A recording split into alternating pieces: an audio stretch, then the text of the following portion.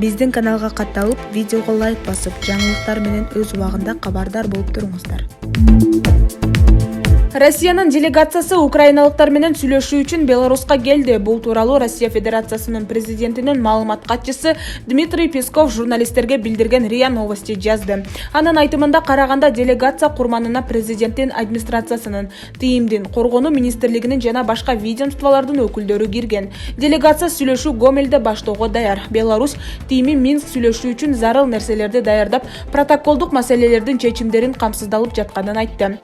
Россия Украинаны куралсыздандыруу боюнча аскердик операцияны 24 февралда баштаган.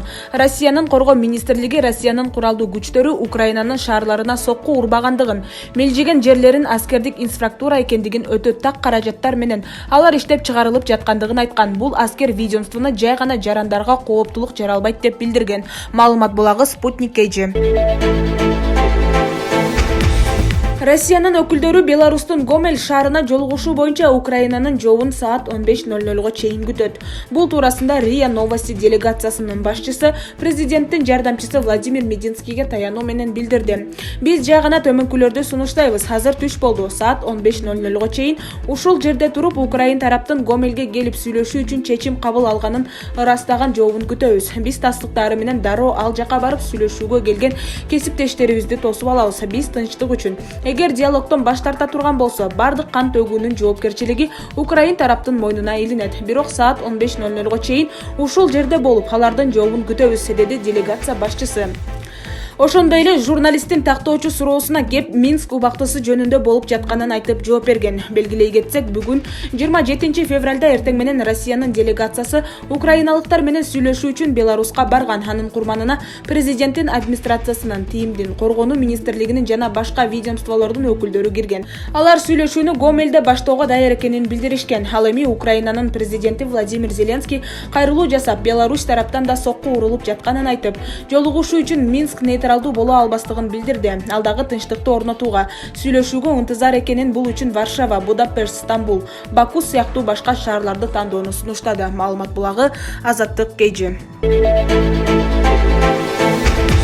Россиянын Кытайдагы элчилиги дүйнөгө анык коркунуч жараткан өлкө АКШ деп атады. Бул тууралуу аталган дипмиссиянын Twitter баракчасындагы маалыматында жазылган. Дүйнөгө чыныгы кооптулук алып келген ким экендигин эч качан унутпагыла деп айтылган.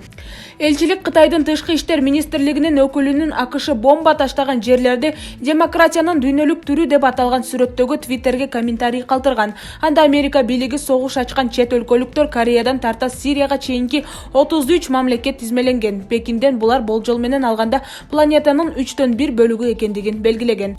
Буга чейин Бириккен Улуттар уюмундагы Кытайдын өкүлү Чан Цзюнь Коопсуздук кеңеши Украинадагы россиялык операцияны сындаган резолюция кабыл алынганда кошулуп добуш берген эмес. Ал Россия Федерациясынын коргонуу тармагындагы кооптонуусу негиздүү экендигин айткан. Бир өлкөнүн коопсуздугу башка мамлекеттердин коопсуздугунун жок болушунан улап камсыз болбой турганына ишенебиз. НАТОнун кеңейишинин 5 толкунун фондуна Россиянын коргонуу тармагындагы күткөн нерсесине көңүл бурулушу керек жана алар тиешелүү деңгээлде канааттандырылышы шарт, деген атайын өкүл. Мурдараак ТИИМ башчысы Ван И НАТОнун чыгыш тарапка улам кеңейип жатканын, улам Россия коргонуу жаатында койгон мыйзамдуу талаптарга тиешелүү деңгээлде маани берилиши керек экенин белгилеген. Маалымат булагы Спутник KG.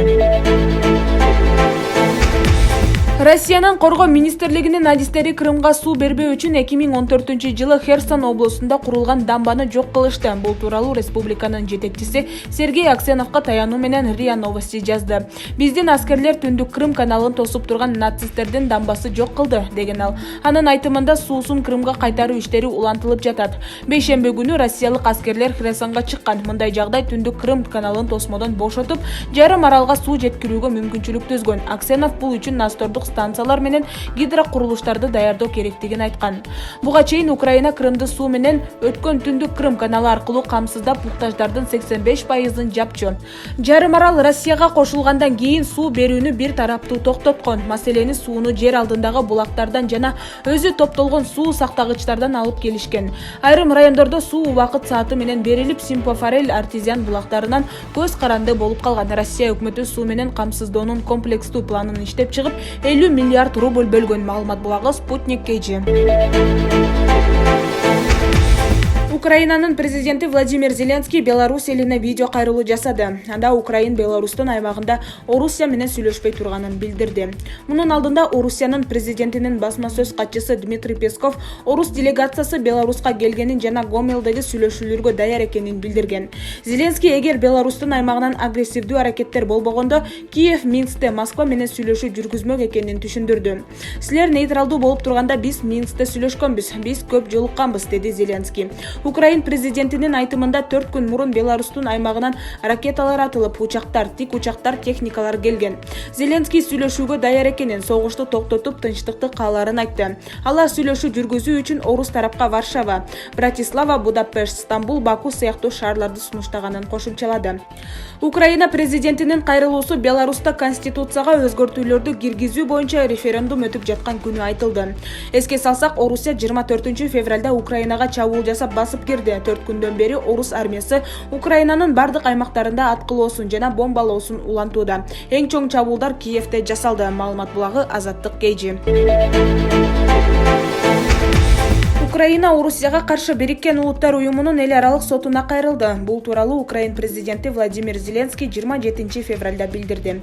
Агрессияны актоо максатында геноцид түшүнүгүн бурмалаганы үчүн Орусияны жоопко тартууну талап кылабыз. Соттон Орусия аскердик аракеттерин тез арада токтотууга буйрук берүүнү жана соттук териштирүүнү кийинки аптада баштоону өтүнөбүз, деп айтылат Зеленскийдин Твиттердеги билдирүүсүндө. Анын алдында Украин президенти Орусиянын армиясы Украинада жайкын тургундар жашаган аймактарга сокку жатканын, мында геноцидтин белгилери бар экенин билдирген. Украин өкмөтүнүн 26 февралдагы маалыматына алайык, Орусиянын кол салуусунан улам кеминде 198 украин жараны мерт болуп, 1000ден ашуун киши жараат алды. Бириккен Улуттар уюму соңку 4 күн ичинде Украинадагы согушта кеминде 64 жайкын тургун мерт болгонун билдирди. Бирок орус армиясы жайкын тургундар жашаган аймактарды бутага алганын четке кагып жатат. Орусиянын куралдуу күчтөрү шаарларга жана калктуу пункттарга сокку урган жок, деп билдирди 27 февралда Орусиянын коргоо министрлигинин расмий өкүлү Игорь Коношенков. Эске салсак, Орусия Украинага чабуулун 24 февралдын таңында баштаган.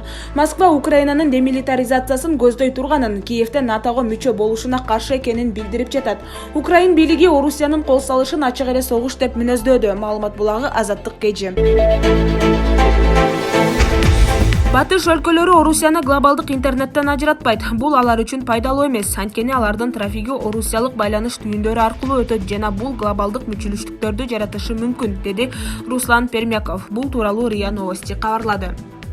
Дүйнөлүк интернет бул чоң компьютердик тармак. Биз ага онго жетпеген байланыш түйүндөрүн, анын ичинде батыш жана чыгыш чек араларындагы түйүндөрдү колдонуп туташтырдык. Башка өлкөлөр, анын ичинде Жапония дагы биз аркылуу трафикти жүргүзүшөт. Орусча бөлүгү дүйнөлүк масштабта байланышка көйгөйлөрдү жаратат. Демек, эгер Россия Федерациясынын глобалдык интернеттен ажыратылышы болсо, ал өтө кыска мөөнөткө созулат. Биздин SWIFT тутумунан ажыратуу коркунучу алда канча чоң болот, деп кошумчалады Пермяков. Анын айтымында, батыш көп сандаган санкцияларды киргизүүдөн кийин мындай тобокелге барса да, Орусиянын маанилүү инфраструктурасы жабыркашы керек.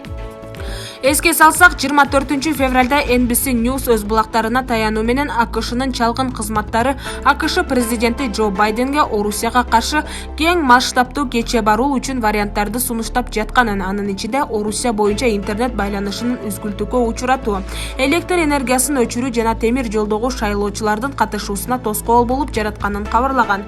Маалымат булагы Nazar News Кейжи.